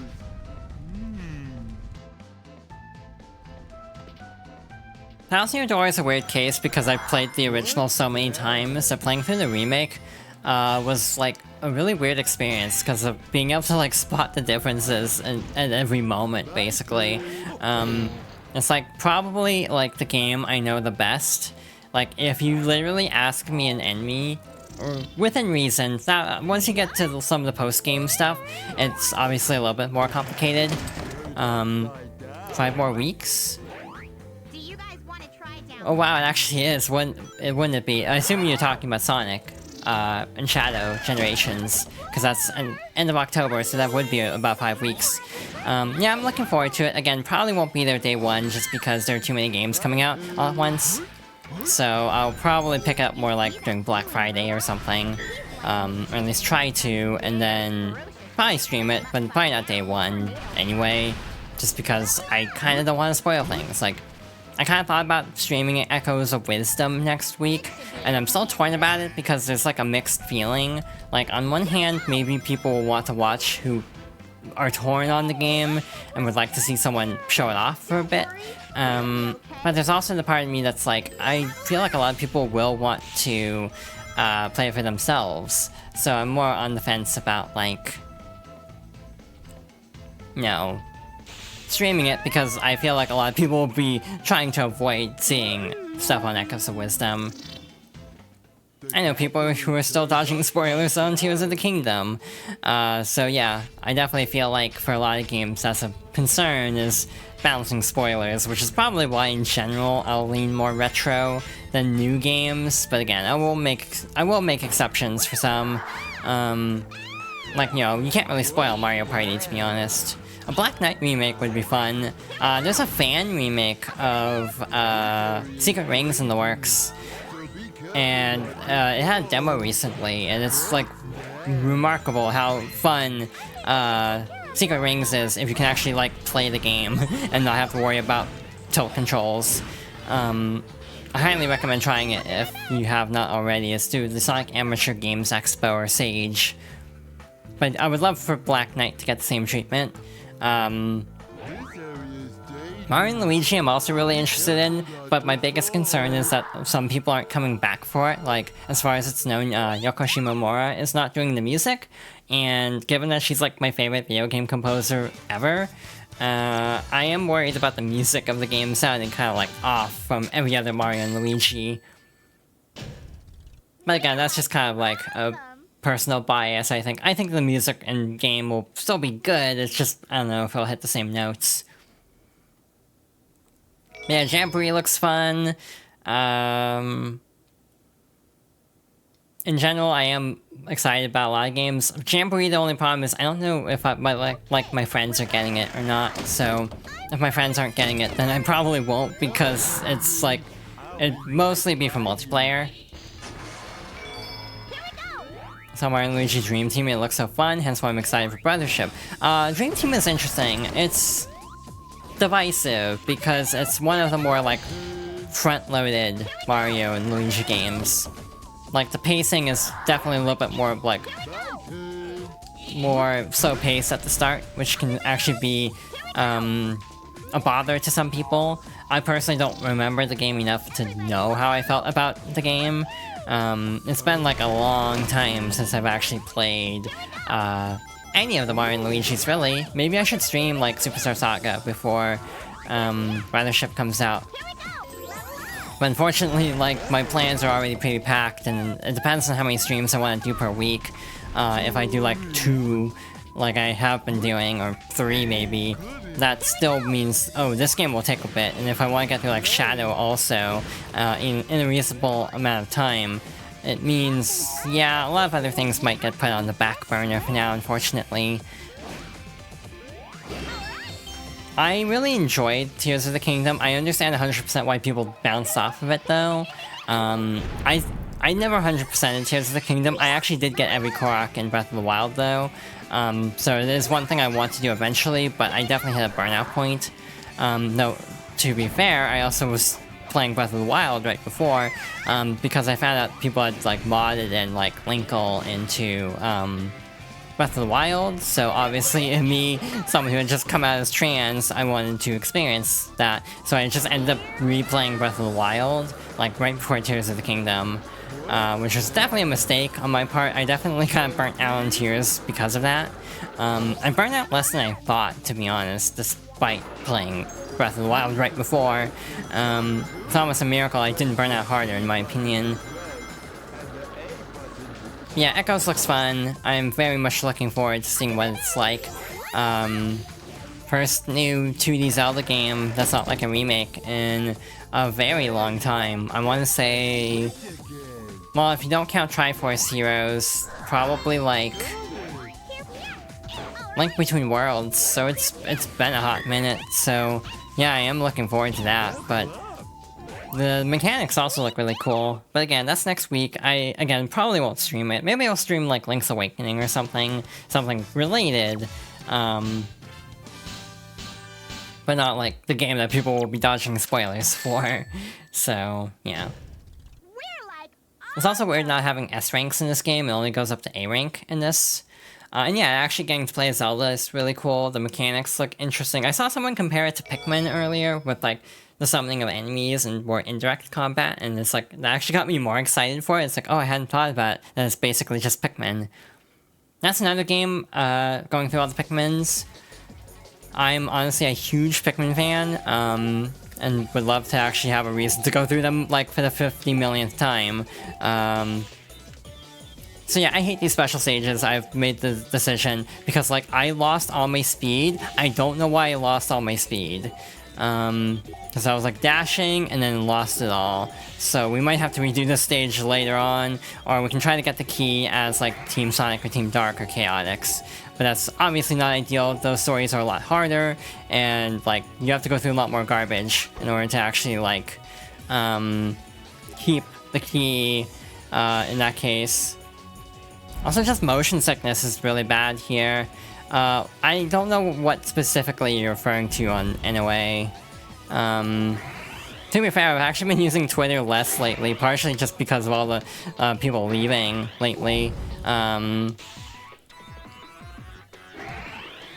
Well, this is kind of bad. We definitely need to have a really good rest of this run in order to actually keep up with the Emerald at this point, because we are really far behind. They tend to have, like, catch-up mechanics, I say as I go backwards for some reason. I don't know why the special stage is breaking so badly. I know they can do this, and it's really frustrating every time it happens, but I'm not even sure what's going on in terms of like why it suddenly started going backwards. Even like by this game's logic, that feels like an extremely odd case for that to happen. So yeah, we'll have to redo this one for sure. We cannot catch up in time, unfortunately.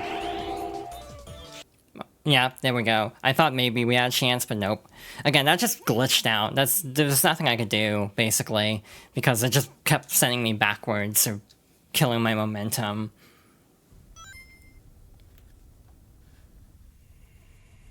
Mustached monkey, you tipped Chocola and Froggy, didn't you? What I did, then what? Please return Chocola! Give back Froggy. Get them! Alright, so we have another enemy rush. This one's actually not that bad. Usually, between phases, we'll probably start charging up the Team Blast glitch again, just to speed things up. Not that we really need to. This actually went pretty smoothly. We're only at an hour and a half, and we're almost done with Rose. If we have time, which we definitely will at this point, but depending on how much time we have, I might give Mystic Manor another shot as Team Rose, just to have all the Chaos Emeralds so we won't have to worry about Team Sonic. Thanks for letting me exist. I'll have my head out for the night. Thank you for stopping by. I hope you have a good rest of your evening. What was I saying? Yeah, if we have enough time at the end, we'll try to go through with, oh, and thank you for the follow. We'll try to go through Mystic Manor again to try to get that emerald. But it kind of depends on how I'm feeling after Final Fortress and everything. That stage can be a bit of a headache, especially because we still have one more emerald to get, so... Alternatively, we could at least try to get a little bit of progress on Team Sonic. Like, you know, maybe a couple levels in. We probably wouldn't get very far, because again, those stages are longer. Even like Ocean Palace is like 5 minutes for Team Sonic. So I don't exactly know how much we'd be able to get done in like the remaining half hour or so. But yeah, I might give it a shot to see what we can get done.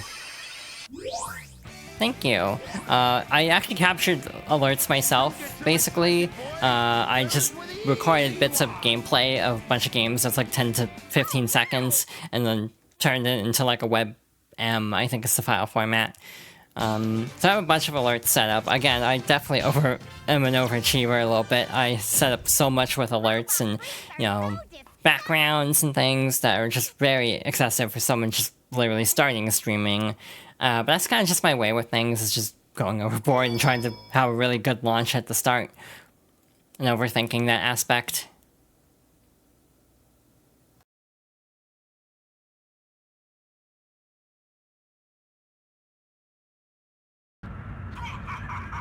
You fools must all have a death wish. Witness this invincible battleship built by the hands of a genius. Its power unmatched throughout the universe. If you want to fight, you've got one. Let's get that floating.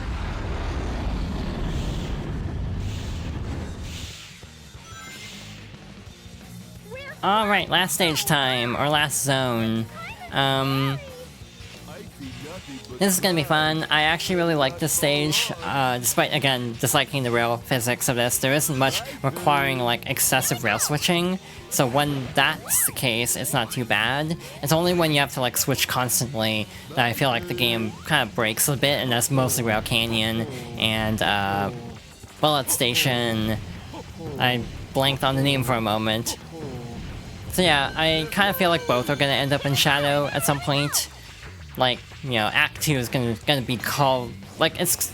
I think all of them so far have been named one thing. But, like, I wouldn't be surprised if they end up having, like, you know, Rail Canyon Act 2 of Shadow essentially be Bullet Station. At least that'd be my theory. And same with Space Colony Arc, I feel like Act 1 is gonna be Final Rush, based on what we've seen, and then Act 2 is gonna be more, like, coded around, like, you know, some of the other levels set in the Ark, maybe even stuff from Shadow, potentially. Cosmic Falls, the one that springs to mind. It makes me wonder if they'd actually commit to the meme and have a computer room in Shadow stage, or Shadow Generation stage. But yeah, very excited for it. It's weird. Again, I've talked about this before. But I actually went through a weird period where I wasn't excited for Sonic Generations, partly, again, because I played it so many times across every version. But also because I was not the biggest fan of Forces, or Frontiers, in terms of just, like, how it went about, like, the open world and everything, the, you know, progression system and everything, I wasn't the biggest fan of. So I definitely was wary about them doing more with it. But having seen more and more of this game, and probably seeing even more next week because of Tokyo Game Show, I've gone to, like, actually officially hype for this game.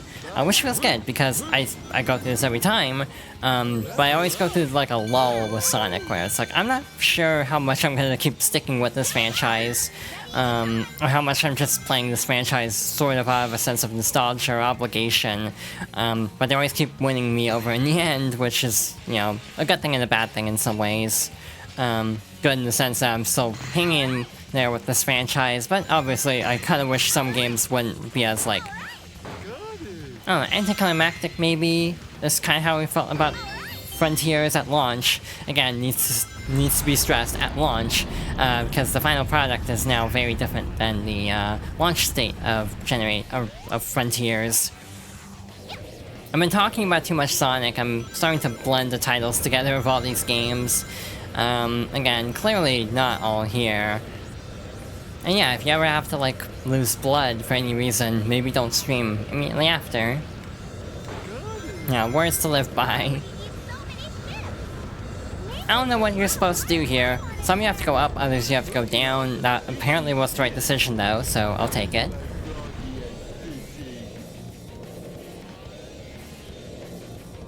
I do wish they would remaster this game in some way, or at least do a port of the PC version, potentially with some improvements. I mean, to be honest, even if they just ported the PC version as is to, like, Steam, it wouldn't matter, because, let's be real, Sonic fans would have all the improvements ready to go in, like, a week, because the Sonic community is very dedicated, so they could just, you know, make it Windows 11 compatible, plop it on Steam, and call it a day, and I think people would still be able to salvage it into a very respectable version of Sonic Heroes. Renderware is what causes issues with re-releases because the company that owns the license is defunct. That would explain it, because Adventure and Adventure 2 they were only GameCube at launch. I think they were console exclusive to GameCube, so they didn't have to worry about renderware. I also want to say that caused problems just from a development standpoint, where they basically had to learn a whole new system for Heroes. And then there was the problem of, oh yeah, they aren't used to putting a game out on this many consoles, which basically means someone's gonna get the short end of the stick, which happened to be PS2, from what I gather. So yeah, it definitely is a case of that also didn't help in more ways than one. But hello, welcome to the stream. We're almost to the end of the story. Again, this will probably only be like a 2-hour stream. I know I say this every time, but again, I'd like to keep this one relatively short because I'm clearly, like, not all here, if that makes sense. I feel like I hope I'm doing okay under the circumstances, but again, part of the reason why I keep trying to explain why I'm, like, really out of it. Though, to be fair, my commentary is almost always a little bit scattered with the way I, like, bounce from topic to topic and just kind of have trouble forming certain thoughts. So maybe it's not entirely the blood loss. I like saying blood loss partially because it sounds like it's a blood draw for, like, a blood test, but if I say blood loss, it sounds more dramatic, I suppose. Alright, final stage, final fortress. Here we are.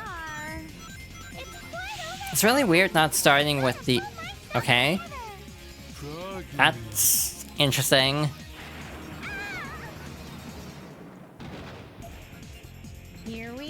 That happens sometimes with this game where the automated section just doesn't decide to work. In general, I do feel like colors is a case of being outsourced. Now that we are pretty certain that, you know, the new game isn't being outsourced, I have pretty decent expectations for this. I mean, there's still a chance we have another Mania Plus on our hands here, but I kind of feel like that's unlikely, based on Generations being more on a current engine than obviously, like, you know, the classic games where it's like trying to put them in essentially a wrapper with the Hedgehog engine is just gonna cause problems. Meanwhile, this game is just inherently Hedgehog engine, so it should, in theory, I hope, be easier to actually work with, engine-wise. The other concern I kind of have is which engine are they using, or like which version of Hedgehog engine are they using? Like, if they switch to 2, I mean, if they switch to 2, there's also the question I have of, well, why did Forces look so bad? Because I kind of feel like if Hedgehog Engine 2 looks so bad, and I mean, the actual answer to that question is it's just getting used to the engine. Switching engines and then having to adapt to the new workflow, depending on how similar or different the Hedgehog Engine 2 is from 1. I do not know the technical specifications of either. And yeah, having a PC port automatically makes some things a little bit easier like this. Alright, so, we should be at the end of the stage, actually. Again, Team Rose's story, or Team Rose's levels are, like, mercifully short compared to others. Hello, thank you for the follow, and with that, we actually hit a goal. I have 40 follower goal set up, and we just hit that, so I guess next goal is affiliate, oddly enough. Again, it feels weird to be this close already. But yeah, we're actually kind of in reach of that, which is cool. I did not think it would be this fast. PS2 has dual audio support. Huh, that's interesting. Because yeah, a lot of the Sonic games of this time period didn't actually have that. A lot of them only had, like, oh, Xbox does too, okay. It's just GameCube then. English and Japanese. I'm pretty sure, like, some games have the ability to, set language, but then that's all. So, being able to set separately, I guess, would be different. Yeah, because of the mini discs again.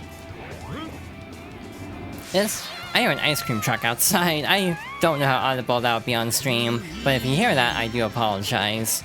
But in general, I do feel like with Sonic Heroes, it does feel odd to have a game that does run best on the Nintendo version, because that's just kind of a foreign concept nowadays. Thank you.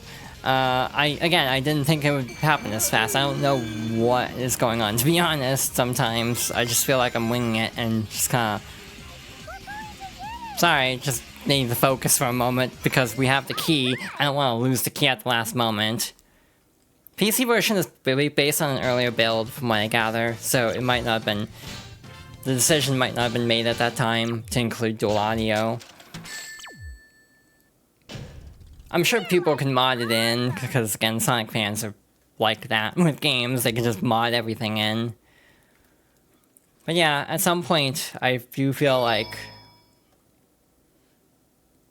I don't entirely know what I did to, like, get to this point so quickly. I just kind of feel it's a little bit overwhelming in a way. I've also 100%ed 06, and it's interesting, to be sure. I definitely would not recommend it, but I like 06, sort of, like, is the word, I suppose. But I respect... Oh, no, that's not even the right word. I can have fun with 06 to the point of, like, 100%ing it, no problem. Well, not no problem, but, like, you know, somewhat issue-free. I'm not gonna look at chat, actually, for a moment, because I am really screwing this up already, and Final Fortress is more of a pain in the butt to go through, so I would rather not have to get this emerald again. Or, like, try for this emerald, because again, you can't just do a level select, you actually have to go through the stage from the beginning in order to actually, like, have progress carry. So again, I'm gonna try to focus to actually get the emerald first try. Again, the physics are just kind of breaking. I don't know what's happening, because like this, I've seen this happen to some level, but I don't think I've ever had it this badly, where it's just like the controls completely freak out like that. Like, I do not know what's going on. It's like really frustrating when it's like, I don't feel like it's my fault because I'm barely moving the control stick, for example. I'm just careening wildly off course, you know, going backwards, going upside down, you know, all sorts of wild things are happening, and I don't know how to explain it, so... Again, I don't even feel like it's a skill issue in this case, because it's like... I think it's just the game being glitchy.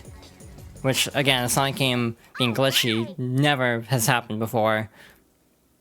It's a mixed build, it has fixes from the PS2, but has weird pre-release jank. That's interesting. I didn't actually know that. So the only one we missed was the Mystic Mansion, which I suppose is good. I mean, it's nice that we don't have to deal with Final Fortress again for the key, but I kind of wish we had gotten them all first try. We got really close, 6 out of 7.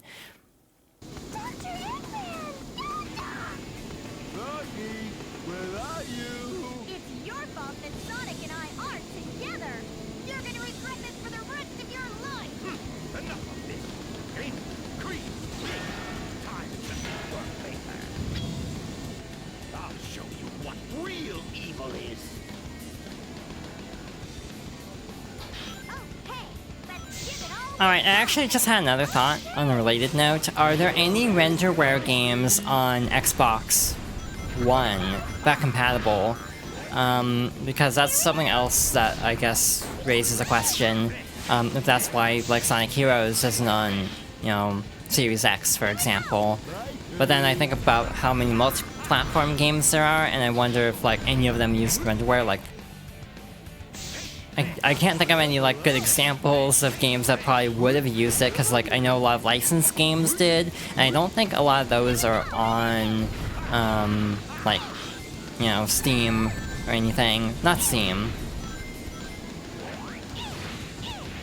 So yeah, it's very interesting, actually, trying to, work through licensing of games. I know Sega, has quite a few games that they just cannot put back out because of licensing. The big one being Jet Set Radio Future, the one that everyone laments. I would love to play that game someday, but again, I mean, there's no way they can legally re-release the game anytime soon unless they just do a remake. And it also depends on, like, source code at that point. It's kind of weird what they do keep source code of and what they don't, because sometimes it doesn't make any sense. Like, why do they have the source code for, like, certain games to do remasters but not others? It doesn't really make sense. GTA, oh yeah, those were like, I forget what engine they used for those. I feel like it was either like Godot or Unity, but I forget for sure which one it was. That was a really good boss fight, by the way. I normally don't get through it that fast.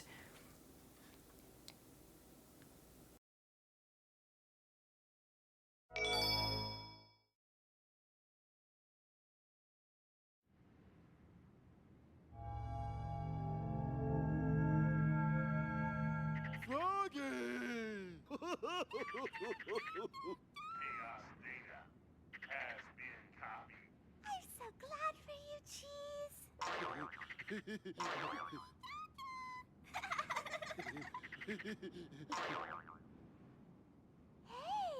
isn't that Mr. Sonic over there? Ha! Adopted Sonic!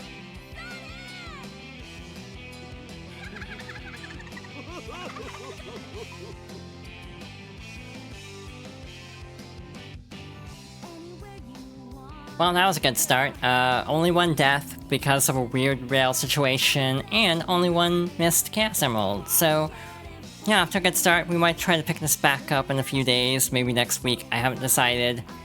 Yeah, Eggman's a puddle. Nothing suspicious about that. No one ever questions, like, why this happens, because I don't know why, but they just kind of don't ever think about, like, or question a lot of these mysteries in this game. GTA was Unreal, okay. In the case of Burnout Paradise, was that a new port? Like, I don't think that was a port, I think that was a remaster, so I don't think that would deal with renderware or anything. So I feel like that's not an example, because I think that's just a remaster. Like, they just redid the game, basically. In general, I do like Team Rose. I feel like they're the most balanced in some ways in terms of like difficulty. Maybe a little too easy, but again, a lot of the later stages can be just too long and like overwhelmingly long, so it's actually kind of nice having short stages. Rockstar Advanced Game Engine. Cam's Let's Play, thank you for the follow. So yeah, in general, I kind of feel like Sonic Heroes is decent, but it's not like one of my favorites. I think it's up there for nostalgia purposes, but I don't think it's necessarily my absolute favorite, just because it does have like weird glitches and quirks that just make it a little bit frustrating to go through. Again, I do feel like as criticized as the controls can be for just like slipperiness, because that is a common complaint about Sonic Heroes, is the physics are kind of slippery. Shadow is worse in that regard. Angel Studios, I know, did Resident Evil 2 on Nintendo 64, which is considered a really big deal of a game, because the actual PS1 version is really, like, for that time, the file size was really big. It was a 2-disc game, and they managed to get both discs on one N64 cart, which is like a considerably smaller storage medium. Obviously, major concessions had to be made, but in general, I do kind of feel like it's one of those, like, impressive games, even though it's not a good way to play the game whatsoever. Like, don't play the 64 version if you can help it, but it's still fascinating because it exists. The Xbox is having a less sensitive stick. I didn't know that, actually. I've actually never used an original Xbox. I only have had a 360 Series X, mostly used for back compatibility for things like, you know, Unleashed.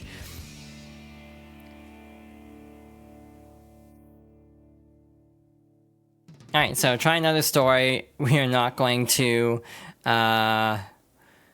that quite yet, I don't think, just because of, just for the sake of time. I don't think we're gonna worry about that for now.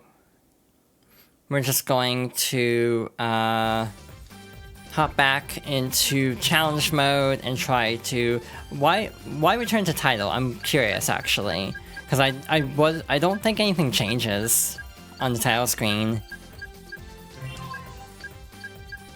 Does mission 2 not count? I actually don't remember if this counts or not, so we'll stick with mission 1.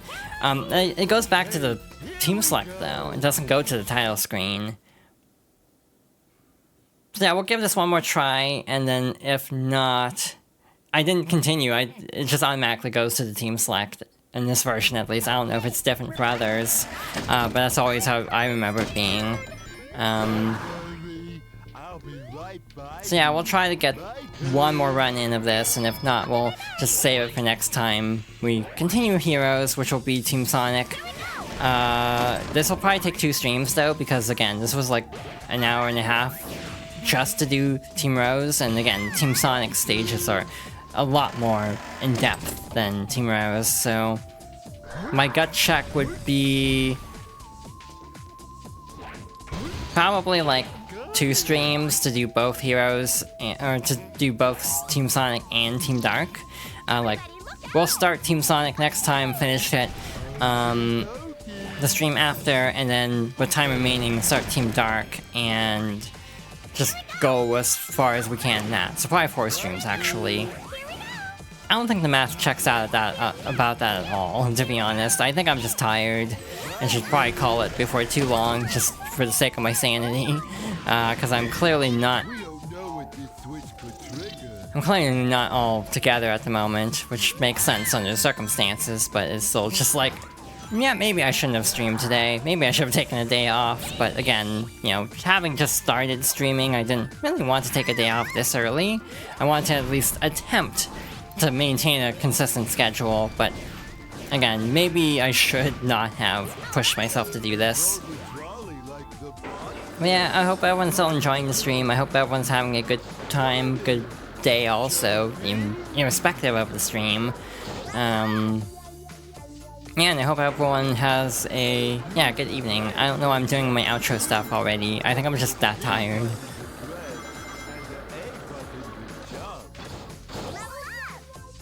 Alright, so we have a problem now. We lost the key. So, either jumping, wow, I'm really out of it, I guess. I don't think there's another key in this stage. Is there not? Use the tool to convert. Okay.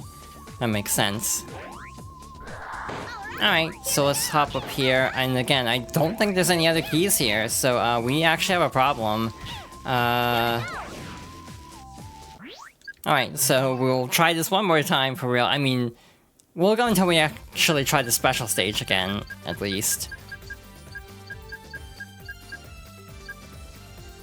On 360, I've also seen playthroughs of like audio problems where the cutscenes, instead of playing muted during the credits, the cutscene audio still plays during the credits.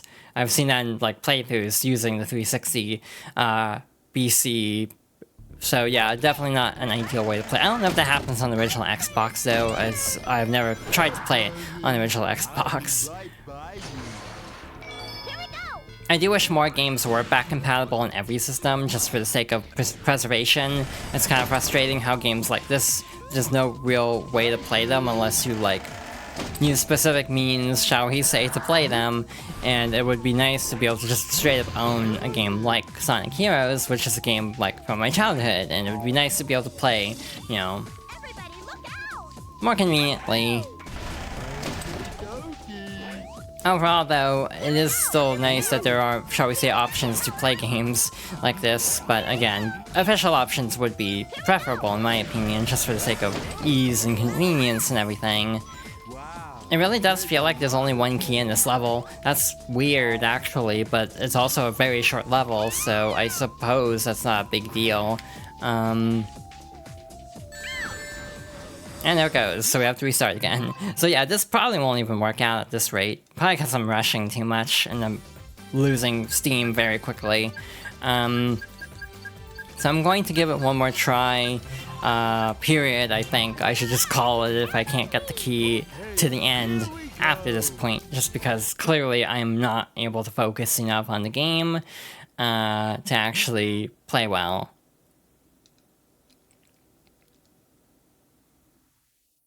Okay, we're finally inside. I'm kinda scared. Alright. Having the key at the very beginning of the stage and needing to actually keep it the entire stage is really like annoying actually. Again, normally Team Rose's stages are better about this. This is probably one of the most extreme examples of like not putting the key in a convenient spot. So it is weird that this is the one we're struggling the most on, while everything else was like no problem. Well, the stage itself was a problem, but you know, the actual getting the key in Final Fortress was shockingly easy, despite being the last level. We need to use Big more, that's the actual secret. I need to actually fight things. But basically I was trying to just rush through stages and not have to actually fight for the sake of saving time, but it's also just wasting more time because I'm taking so many hits in the meantime. That's kind of like something I have a lot happen in games, where my attempt at actually saving time costs me time because I'm rushing.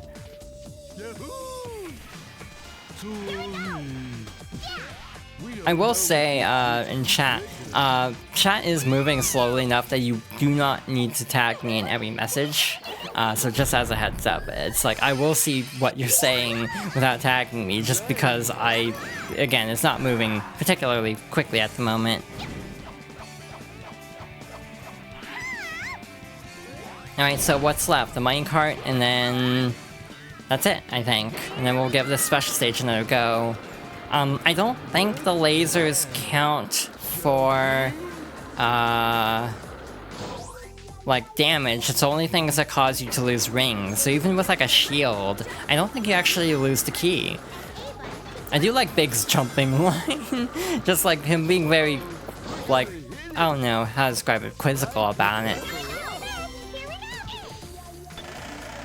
I don't think anyone I'd want to raid is live, unfortunately, but that would be a very good raid message, is just jumping. Also, I'd like try to drag the stream out longer, but again, at the rate I'm going, I don't think it's actually a good idea to drag the stream out any longer, because I'm clearly, not doing the best at the moment.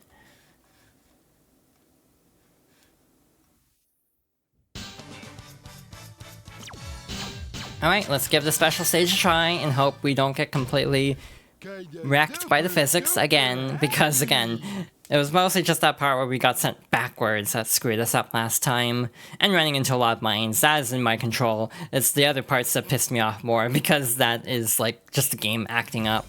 I also don't know if there's any tangible benefit to using one team or another in the special stages or not. Okay, I'm mad about this, actually. That was so much faster. I do not know what happened the first time. That first run was such a disaster, and then we literally get in, like, 5 seconds this time. That's both impressive that we got it that fast, but also just kind of mildly infuriating that it went so poorly the first time. Well, there goes all the Chaos Emeralds, so, that basically is everything I was kind of planning to do. I don't know if it's a good idea to try to start another team at the moment, just again, because I do feel like I'm dragging a bit. Again, this was meant to be a short stream, and I almost went 2 hours anyway, which is seemingly becoming a very standard experience for me of just, oh yeah, this won't be that bad, or like, I'm gonna take it easy, and then I proceed to not take it easy. I should have turned this off at the beginning, because the anti-flicker is basically for like the interlacing, but this is running in progressive mode, so yeah, not a big deal, but technically speaking, the game would look slightly worse with that turned on. Again, not a problem though, for the most part. In extras, we probably don't have a whole lot yet. Unlocked, yeah, we only have like one theme unlocked beyond the main. Also missing like music here, which I guess is like a jingle that only plays for a specific team or something like that. These are the ones. I don't know what System Screen 3 is actually, unless that's like multiplayer, which I can't really do in this particular setup, unfortunately. I don't remember the multiplayer being particularly fun in this game. It's okay, but I do feel like Adventure 2's is a lot better. But maybe it's just a personal preference thing. But yeah, I definitely think I should call it here for now. I am definitely too tired to keep streaming. So yeah, thank you all for stopping by. Thank you for the follows, for lurking, for chatting, for just hanging out and being chill. And like, next stream will probably be Wednesday, assuming something doesn't happen between now and then. I'm almost amazed I made it through the stream at all, in my like, not entirely here state, to be blunt. But yeah, thank you all for watching. Thank you for stopping by. Yeah, we'll pick up this game again at some point. I don't know when we will. Because again, I might do something else on Wednesday. If we start early enough, I might do something special. I'm still kind of in a Splatoon mood, to be honest. So a plan I've thought about was replaying Splatoon 1's like story mode, and going through all the story modes gradually, not all in a row because I'll burn out. Yeah, just gradually work through all the story modes again. Reminisce about the series, the first trilogy at least. But there may be other plans. I might just continue Sonic on Wednesday if I'm not feeling up to Splatoon, for example. Yeah, I don't think I'm gonna raid. I don't think anyone I don't know who's live, actually. I haven't really looked. And yeah, I think I'm just too tired at the moment. So I think I'm just gonna wrap it up here. So yeah, thank you all for watching, and I hope you have a good rest of your evening.